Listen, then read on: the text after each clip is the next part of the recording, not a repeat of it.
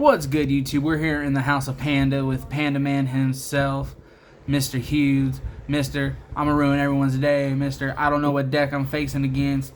This man in remote duels had done one. How many in a row? Two in a row. And we gonna post this after a box tournament. So in the description, if this man does a three-peat, whoop everybody ass. I mean, he may not have 2-0'd everybody, but I'm pretty sure you 2-0'd everybody. I didn't 2-0 everybody. Well, he should have 2-0'd everybody. And we playing the most degenerate deck. It's Infernoids with a twist, but we just gonna let him get to it.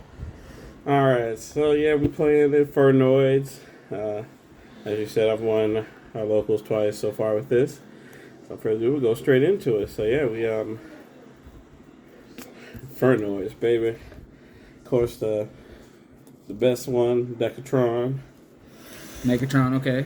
One Antra. I never use it, to be honest with you. It's just a name that's in here. Spec's good, but it never came up.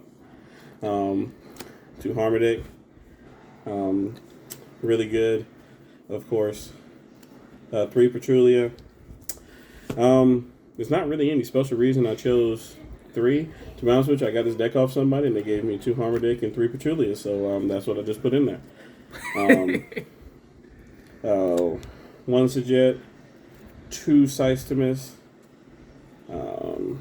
probably arguably one of the best, the one that takes two to bring out, one Antdell, two Deviati, and two Anuku.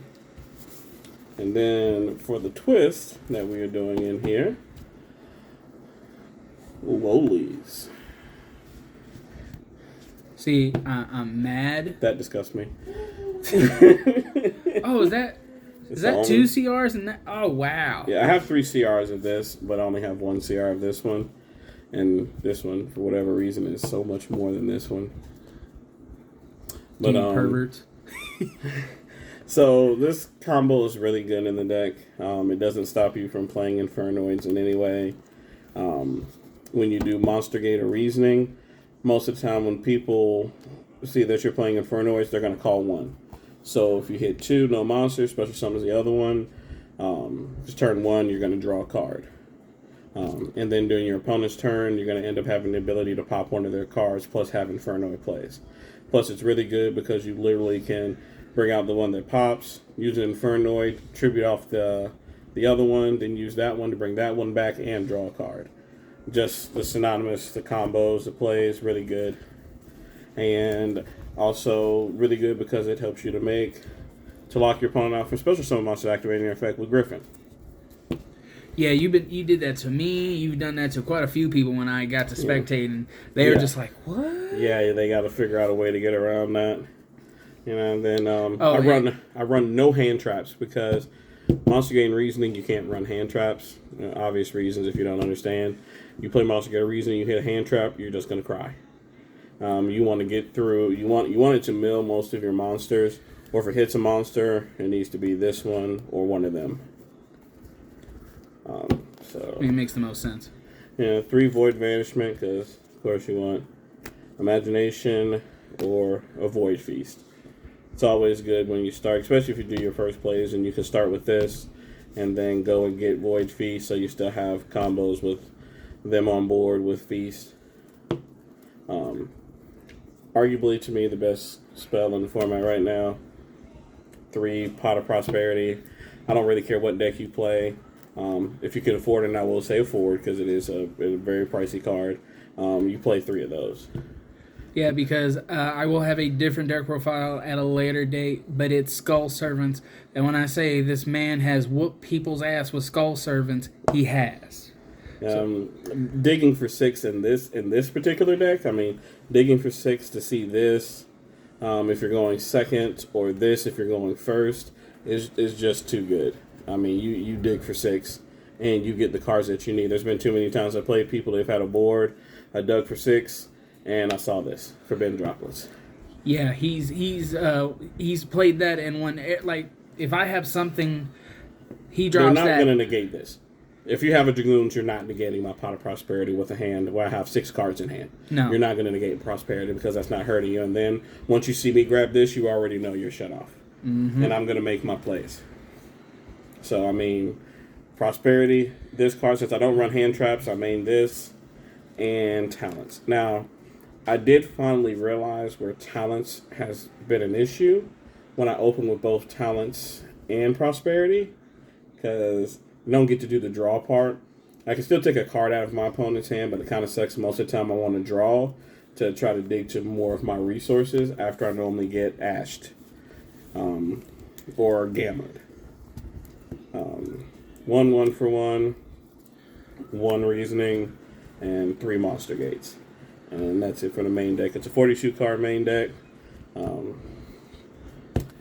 Pretty simple. Has worked well for me. Extra deck. Yeah, we don't need to do the side if you don't want to. We'll just do the extra deck. But extra deck?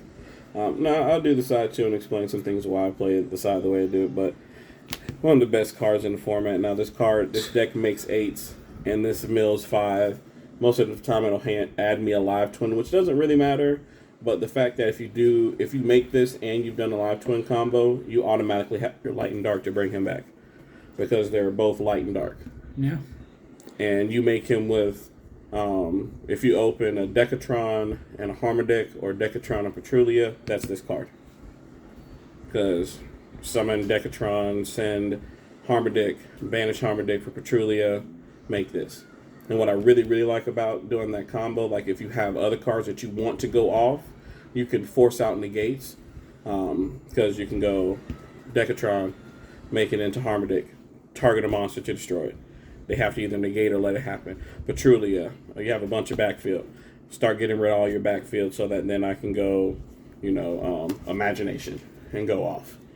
Or Void Vanishment, go get Void Feast so that I'm set up. But if not, this guy comes out, mills 5 more cards. Helps you link summon, comes back, link summon some more. Just really good. Yeah, you do some ridiculous stuff. Access code talker, because, playing the live twin, so for the most part, when it comes back to my turn, if you weren't able to get rid of them, access code talker. That Infernoid deck, why would you not run that? Exactly. The Nightmare package, I run all of them. This is probably the most important one with the live twins, because most of the time my board is going to end with a live twin Kiss-a-Kill linked to him, and probably Infernoid on the other side of him, and he will not be in a position where my opponent can put anything towards him, so they can't purposely put a monster in like the extra deck monster zone to get linked to him, because he points up, nothing will be there. So if their main deck monsters require special summoning effects, they out. Yeah, because with this being the board here on this playmat, for example. Yeah, typically he'll be sitting right here with Kiss-a-Kill pointing to him with Lila in the graveyard. And then on my opponent's turn, I'll normally use whatever link monster, whatever Inferno I have to negate something. And then when they summon something, use Kiss-a-Kill to bring this out. And then pop a card. And you still can't use special summon monster. So they have a lot of stuff to try to get around. Sorry, I just really want to show that off, because the first time you did it against me, I was like, what? Yeah, really, really, really uber broken. And then the live twins. I run 2 of each, only because since I run Pot of Prosperity, 2 of these I can get rid of. Yeah. 2 of these are automatically Prosperity fodder to start. That, because that's another good card in their combo, because they lock you into Fiends, and this is a Fiend, so, case, get rid of multiple cards, really good. And then, of course, 1 and 2 Intis. If you ask why I'm not running Omega, at the end of the day, I just didn't really need it. I mean, it's definitely a good card, but trying to make space. I mean, I've been trying it out, like at one point that was Omega. Then I decided to put that in because I just need more Fiends to make. Like, I've run into so many situations where I haven't needed Omega. Even when I've sent for Tierra, most times, those is a lot of times only need to send one. Most time one of these is banished off of Prosperity. And then, theoretically speaking, if you were not playing the Live Twin engine, you would have 4 spots. Oh, 4 Yeah, to 5 and then spots of over. course, yeah, and then of course those other cards that I ended up cutting would be in there. Now side deck was really hard because again, I can't run hand traps. People are like, well, if you know you're going to go second, why don't you put hand traps in? What if I don't draw it? Then the problem will be when I'm playing Monster Gate and Reasoning, like essentially, if I did put hand traps in my side deck, I'd have to side out Monster Gate and Reasoning, and I don't want to side those out. So I was 100% spells and traps. 3 Cosmic Cyclone, obvious reasons. 1 red reboot. 2 Lightning Storms and Harvest Feather Duster. I still need to get one more of these. I never really needed the third one, so it's just never really come up, and I haven't run across anybody with one. I've just been too lazy to buy one online, to be honest with you. Never really think about it. I haven't had a need for the third one. So I have 2 Harvest Feather Duster, Dimensional Barrier. If you're wondering when I run 1, I have a lot of 1-0s for the simple fact of Griffin and Milling. And Griffin, when I have a co-link, I get to discard a card, set a spell or trap, draw a card. So I either draw it in my opening hand or hopefully mill it and then set it with Griffin. That's actually Same really thing smart. with Dimensional Barrier or Solemn Judgment. And I only run 1. Like I said, if I open it, awesome. If I don't, if I mill it, it's literally a card I can set back with Griffin. Most of the time with Griffin, I'm probably normally setting a Forbidden Droplets that got milled to the graveyard. But if one of these were there, I'd choose one of those too. Another great card in this format. Having 3 of these and droplets in my deck when my opponent is going first. Or when I force them to go first, because sometimes game 1 I'll lose. If you open like 2 to 3 hand traps, yeah, I'm not getting through all that. And I have had that happen, but then game 2, I made him go first. He opened his board. I saw this in droplets, cut him off, did everything, broke his board. He couldn't recover, and then evenly matched. It's evenly matched. It's evenly matched. Right. Oh, that's a nice big board you build. You don't have anything to stop. Okay, battle phase and battle phase evenly matched. Or worst case scenario, if they do have something to negate, it's a way to force out their negate to then be able to play Imagination. Most of the time, I'm trying to resolve Imagination, and I like digging with Prosperity to have the ability to have a second Imagination. So it's like, all right, you negate 1, cool. Now I have Imagination, still go off. I've done that so many times. It's like Imagination or like negate, cool. Imagination, effect. Jesus, this is Yu-Gi-Oh. This is Yu-Gi-Oh. So it's honestly all about playing 1 to 2 cards to bait out your opponent's negates and then Imagination them. That's essentially what this deck is. Bait out 1 to 2 negates, Imagination. One of the funniest things that people do is like I play a live twin and they're like negate, and I'm like, all right, play Infernoid cards and go off. It's like once you realize what I'm playing, you're literally supposed to let this person had Dryden on the field, and it was like I put Prosperity and I added Imagination to my hand. And I was like, summon Live Twin. I said, I assume you're going to let these go off because you don't have any hand traps. And you're not going to Zeus this. I mean, you're not going to Dryden this because if you do, Imagination. So I assume all this is going off, right? Cool. Lila, pop. I essentially put you in a catch-22 situation where it's like, you're losing your Dryden. Yeah?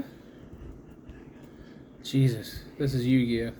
Well, anyway, guys, this is the one and only M with 6 with the one and only Panda Man. Stay tuned for more deck profiles. Panda's definitely a part of this channel, whether he likes it or not. Oh, no, I'm part of it. We're going to change the name. Ant-Man and Panda Man. We're going to do some. All right, guys. And until next time, YouTube, there's always me to make deuces.